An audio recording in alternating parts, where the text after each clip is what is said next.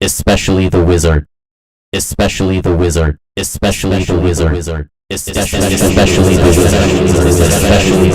the wizard.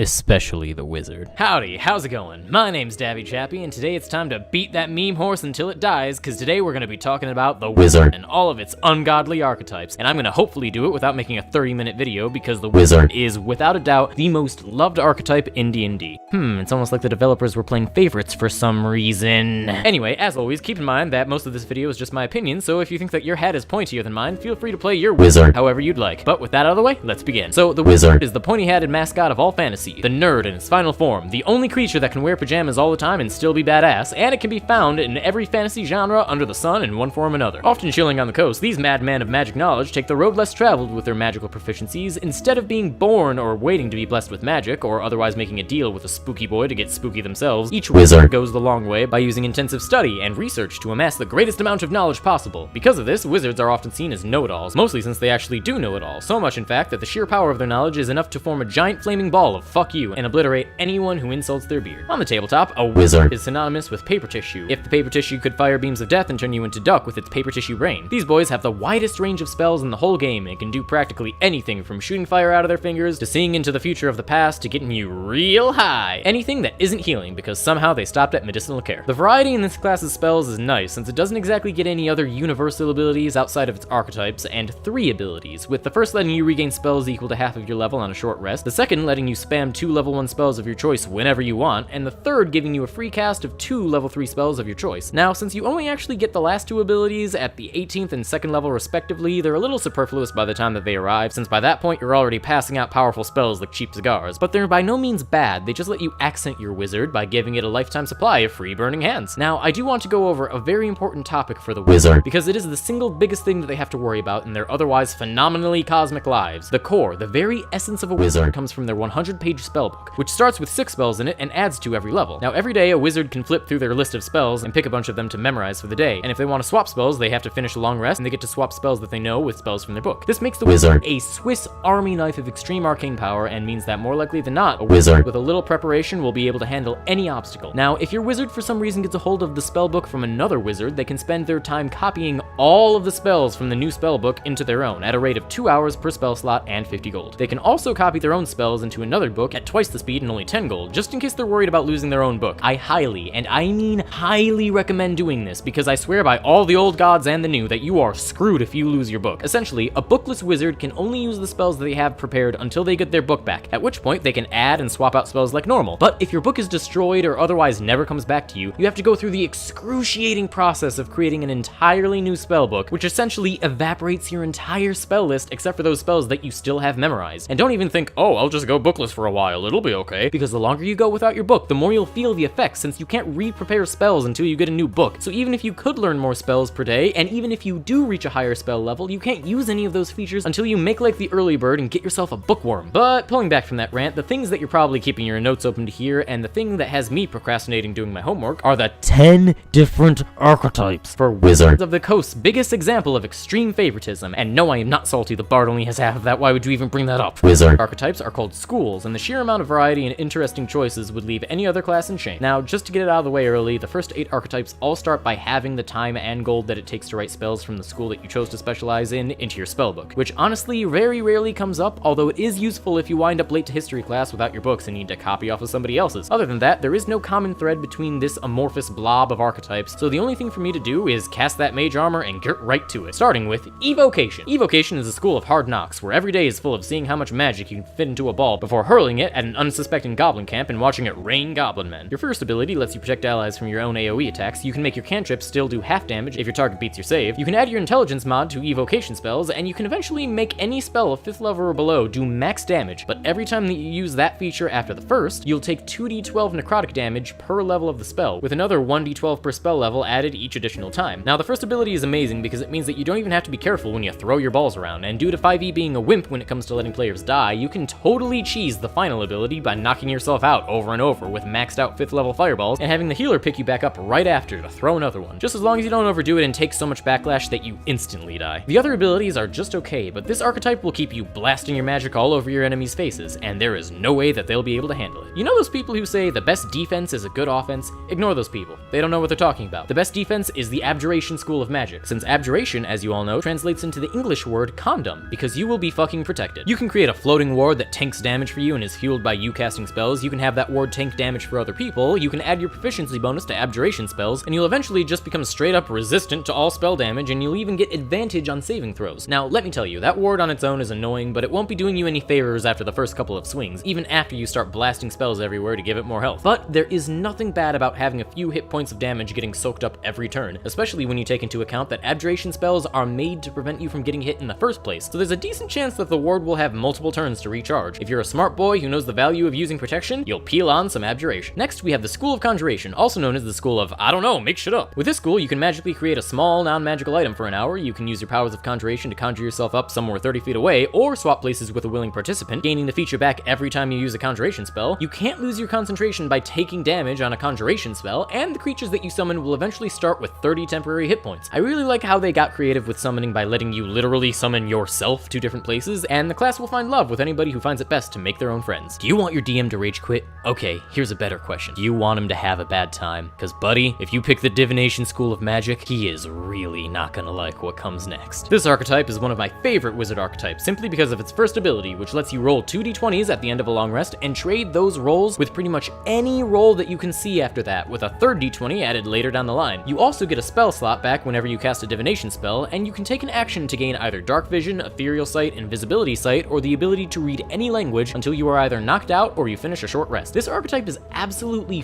full of utility and quality of life insurance, especially since being able to decide a dice roll is one of the most invaluable things in the entire game. If you decide to go down the path of divination, I see a lot of ass kicking in your future. Now, for my other favorite archetype, the School of Enchantment uses mind magics to dominate the battlefield in the most glamorous way possible. When you choose the path of enchantment, you gain the ability to incapacitate anyone next to you with merely a glance or a whisper, and they remain incapacitated for as long as they can see or hear you, and you stay right next to them, no saves allowed. After that, you can use your reaction to divert an attack meant for you onto somebody else. You can have your enchantment spells target a second creature, and you can prevent a charmed creature from realizing that it's been charmed, and you can even erase some of the memories of that person's experience while charmed. If you haven't guessed, since I'm such a big fan of charms and other disabling effects, I would absolutely adore playing this archetype, and it's my personal go-to whenever I want to write up a wizard. If you want to be taken away into a land of enchantment, then follow this archetype. But for those of you who want all the utility of enchantment with none of the moral gray area of Literally enslaving someone's mind, then the School of Illusion will be turning you into a regular Chris Angel in no time. Weirdly enough, it might actually benefit you to not pick up Minor Illusion at first level if you're planning on playing this subclass, since it gives the spell to you for free as its first ability, and it even allows you to create both a sound and an image with the same illusion. After that, you can modify your illusion spells after you cast them. You can use your reaction to use Substitution no Jutsu once per short rest, and your mastery over illusions will become so powerful that you can cause something in the illusion to become real, so long as the thing doesn't do any damage on its own. Illusionary magics are already my cup of tea, so having an archetype that basically says, here, do more of the same, but better, is right on par with what I like to play. If you enjoy wearing top hats and frequenting cabaret acts, peel back the curtain into the School of Illusion. You know what type of magic always gets a bad rap? Necromancy. You know what subclass the wizard gets that everyone will look at you funny for? Necromancy. So what if only dead girls like me? I'll have a zombie prostitute if I like. Moving away from my Voltaire references, the Necromancy School ironically does the Abjuration School's job about as well as they do by giving you temporary hit points whenever you kill something with a spell, and giving you even more temporary hit points if the spell was a Necromancy spell. At 6th level, you get the Animate Dead spell, which is buff for you in that your zomboids get increased health and damage, and you can raise an additional undead. Next, you get resistance to necrotic damage, and your hit point maximum can't be reduced, two things that undead creatures love to dick you over with, and you'll finish with the ability to look at an undead of any kind and say, you work for me now. Necromancers are great for giving some extra padding for the enemy to chew over, but I will say that once the Necromancer starts raising dead creatures en masse, combat will grind to a screeching halt, as the player suddenly gets like 80 bajillion turns to figure out. But that minor complaint aside, if you want a character that's no fun at parties and always brings a +1, then rise up into the School of Necromancy. Now, the final basic School of Magic archetype, Transmutation, is also the most abstract. For starters, you can change the material of either wood, stone, iron, copper, or silver into any of the other forms for a short period of time, which doesn't sound like the best thing in the world, but you'd be surprised how many stone structures suddenly become much less safe when their support beams somehow turn into wood. After that, things get weirder, with you being able to create your own transmutation stone that gives the person holding it either dark vision, a speed increase of 10 feet, proficiency in con saving throws, or resistance to fire, cold, lightning, or thunder damage, and you could change what the stone does if you cast a transmutation spell with the stone on you. Then, continuing the trend of strange yet situationally useful abilities, you gain the polymorph spell, and you can use it with without spending a spell slot to turn into a creature with a challenge rating of 1 or lower once per short rest, and your final ability destroys your Transmutation Stone to either transform an object into a different object, remove all curses, diseases, and poisons from someone, raise someone from the dead, or literally transmute someone into being younger. Every single one of the Transmutation School abilities gives off the impression of, when am I ever going to use this? But it is that question right there that fuels the ever-growing amount of campfire D&D stories, as you discover that what you once thought was a perfectly benign and basic ability suddenly becomes the very tool that you and your party needed to get through a difficult situation. If you're looking to look unimportant but suddenly save the day, then fulfill your destiny as the Full Metal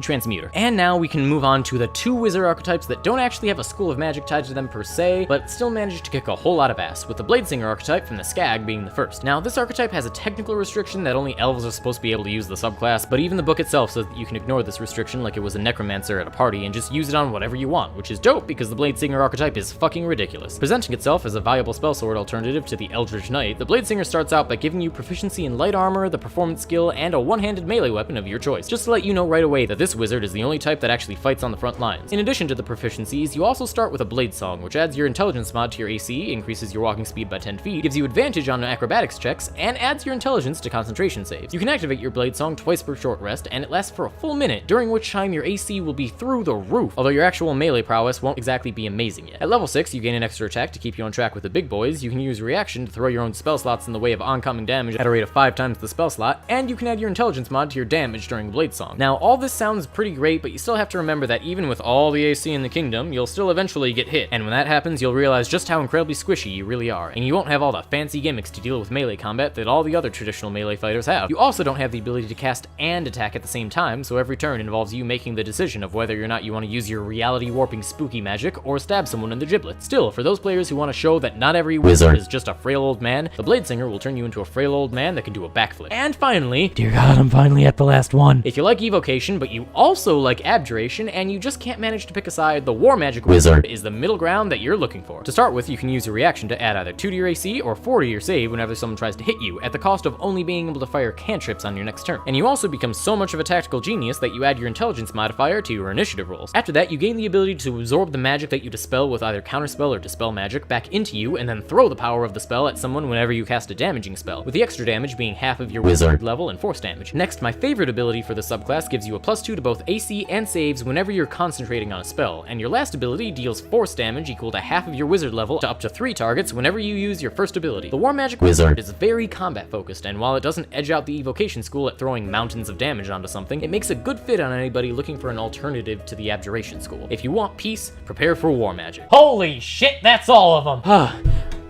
I'm gonna be perfectly honest, I was dreading doing this entire video because I knew just how difficult it would be after doing the Cleric Guide to go through 10 archetypes again. Also, I just want to mention that the channel has actually made it over 5,000 subscribers, which is a bit mental to me, and in doing so, I have decided, hey, now's a good time to sell out, so I started a Patreon that you can find in the description below. But that'll about do it. Thank you all so much for watching, I hope you enjoyed this video, leave a like and comment if you did, and maybe subscribe if you want to be a cool dude. Also, if you want to stay up to date on all of your Davvy news, I keep a link to my Discord and Twitter in the description below. But yeah.